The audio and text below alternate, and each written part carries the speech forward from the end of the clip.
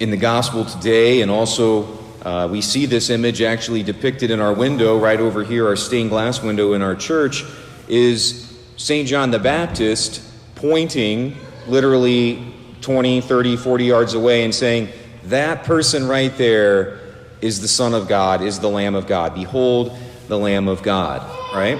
And so I think I would just like to reflect a little bit about St. John the Baptist today.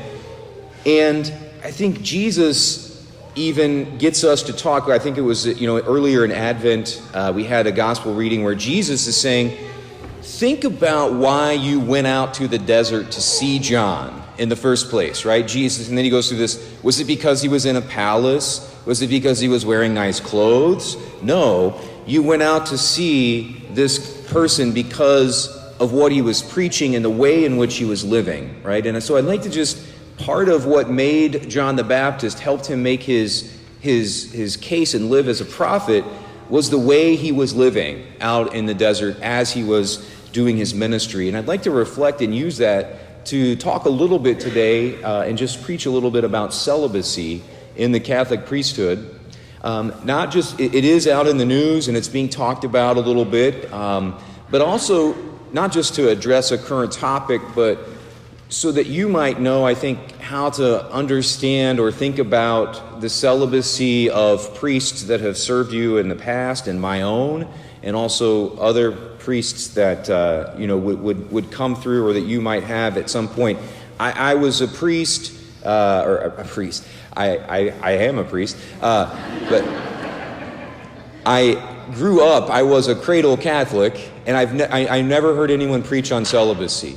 I didn't understand it. I knew they didn't get married, obviously, but I didn't really know how to understand it. So I just thought it would be a good opportunity to talk about it a little bit, because again, I think it gets back to some of the things that Jesus is pointing to about John the Baptist, and that we hear him today preaching. So just like to make a couple preliminary comments about celibacy, which is, of course, the practice of not getting married, right? So Catholic priests not getting married. First of all, one thing to know is that for 2,000 years in the church, there have been married Catholic priests. Okay? So it's important to understand that right from the beginning, Peter had a mother-in-law, okay? And we have lots of other examples. There wasn't this giant pool of bachelors waiting around in 33 AD to be priests, okay? And in our own day, we have about 200 priests just in the United States who are married.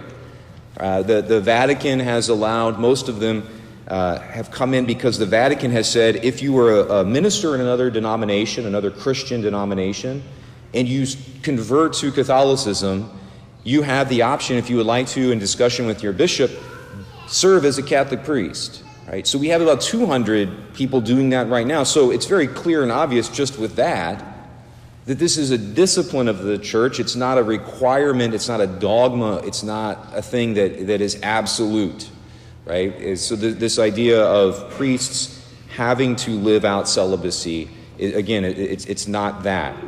It's not a dogma in that sense. It's a practice. The Amazon Synod that you might have heard of in the fall, this is another kind of preliminary piece of information for you. In the fall, Pope Francis met with lots of leaders from around the world to look at the situation in the Amazon region of the world, where lots of places are not able to have Mass but maybe once a year, maybe not even that, because there are so many remote villages and so forth, and it's hard for priests to get to all of these places. And so the discussion then is this idea of, is it possible to perhaps ordain men in those communities that otherwise are not able to have Mass hardly at all? Maybe we can find a person who is a local member, ordain that person so that there could be the sacraments more frequently. The Pope then writes, always with these meetings, he always writes a summary kind of letter teaching coming out of that, and that still has not been published. It'll be coming out soon, the Vatican has said, and then, I don't know what that means, the next couple weeks probably.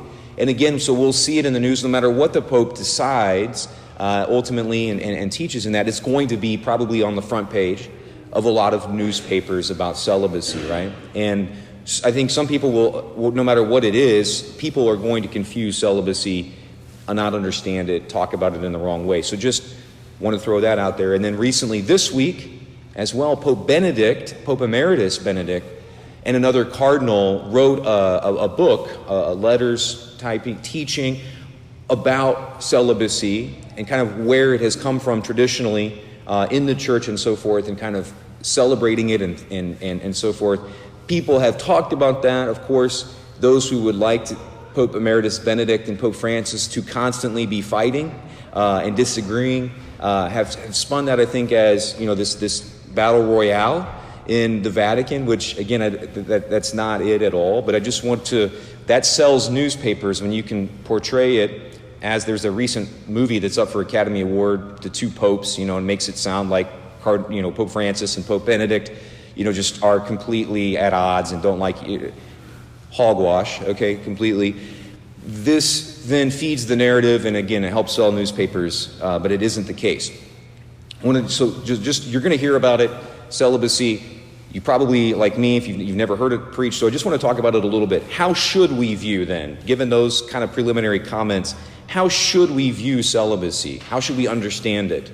I would say, first of all, if you want more information, I was on a podcast this week for 90 minutes. You don't want the 90-minute version right now. But if you want more, there's tons out there, books. I'm not going to give like the entire, teaching and understanding of celibacy, but just some main points maybe to take away. And if you want others, I can get you those or point you to that if you want to study it or listen to it or reflect on it more. A couple then things. How do we understand celibacy, right? The celibacy of previous pastors or my own or etc. I think one of the first things to say is that there is a practical advantage to celibacy. Right? And I think a lot of people think that's the only reason that the church has it is the practical stuff. What are the practical things about celibacy, about the fact that I am not married? I can go to the hospital at 3 a.m. or whenever, right? I'm not married, I don't have children, I'm available and ready to go for whatever is needed, whenever it is needed, right? In a sense, I'm then offering my life in that way. And so there's that practical advantage of it, right? But I think that's a great thing. But I think some people think that that's why the church teaches celibacy. Well, that the St. Peter looked around and was like, we need better employees. Let's not let them get married so they can work more, right? That's not the motivation for celibacy. I would say it's a side benefit to those who are priests that live celibacy. That can happen. But I think it's important to understand these next things, because these are the things that really root celibacy and why the church teaches it and upholds it as a discipline that you typically see in Catholic priests throughout history. One of the things is in the Old Testament, there was the temple, right? And in the temple, you had priests who were serving in the temple, offering sacrifices on an altar, right? These priests were sacrificing animals, turtle doves or bigger animals, goats, lambs, those kinds of things. The priests were married, but they would come and serve for a week, a month in the temple as a priest, right? And in doing that, they would live out celibacy while they were serving in the temple, and as a bit of preparation for their service, they would live out, not celibacy, but they would refrain from marital relations with their wives. Is that because it's bad? No. It was because there's that sense of which I'm going to deny myself things that are good, obviously, just as I would deny myself food, alcohol, other things that are all good. I will deny myself those things in order to go and consecrate and set aside myself for service, for the offering of sacrifices in that way.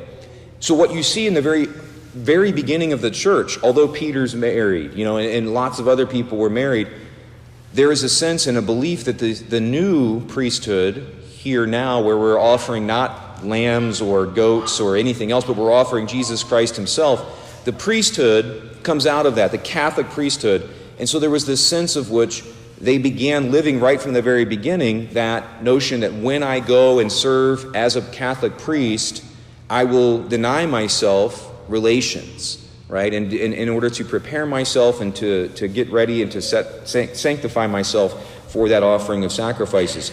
And pretty quickly, Mass isn't just celebrated on Sunday, it's celebrated throughout the week.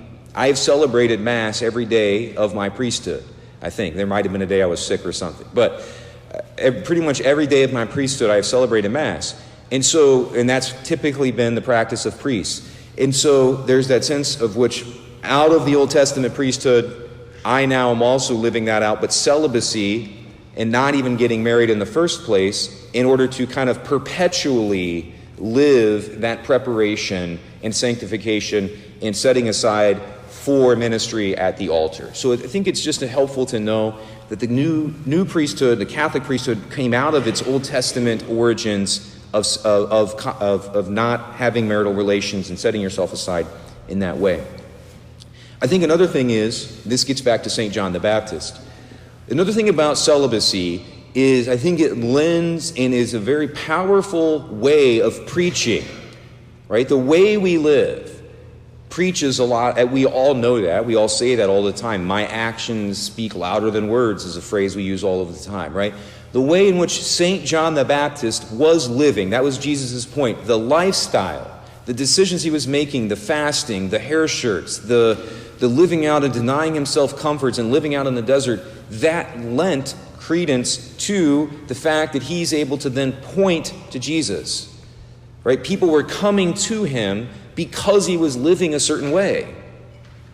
That wasn't the only reason, right? And it's not a guarantee that if you live that way that you're going to be a holy saint.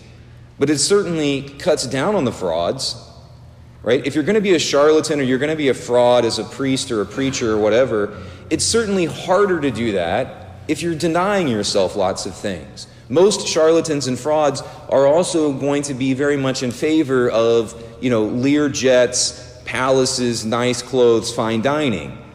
You can be a saint and have all that stuff. You can be a fraud and live out in the desert, celibate, and eating locusts and honey, but you're much less likely to be a fraud if you're living out in the desert, eating locusts and honey, not married. Right? So there's that sense of which, and in the same way, it lends credence, I think, to our preaching that we're willing, as priests, to live a certain way and to deny ourselves certain things that are good in and of themselves, of course. But I think it still lends that credence to it. A final thing that I'll say that St. John Paul II was very big on with celibacy. And I see this when I walk around town and throughout my entire 10 years of priesthood.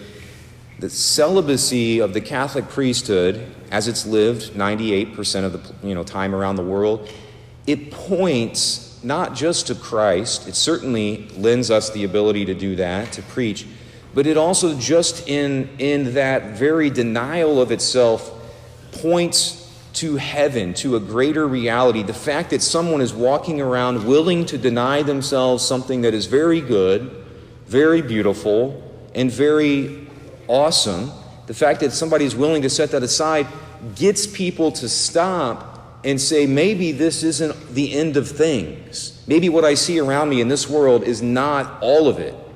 That guy is willing to live this way, to deny himself something that is very good and beautiful and awesome. Maybe there's a heaven, right? Maybe that guy is living for something beyond this world, the pleasures and comforts and good things of this world. And so I think that also I see lots of people and I've heard from lots of people, Catholics and non-Catholics, that say, I don't really understand celibacy, but one of the things is that it certainly makes me stop and ask, that's different and there's something powerful there. So those are the things that kind of root the Catholic teaching in celibacy. And I hope that maybe that helps you understand a little bit more about how to understand my celibacy or the other priests that you've ever been around or have had. I think that, again, all of us are called, like St. John the Baptist, to point to Jesus, to point to other people, to take other people and point and say, that's Jesus, right? We're all called to do that. And I think celibacy has traditionally and will continue to be one of the things that makes that preaching of Catholic priests anyway, something that's much more effective and helps us, as all of us, to live out our life in that way.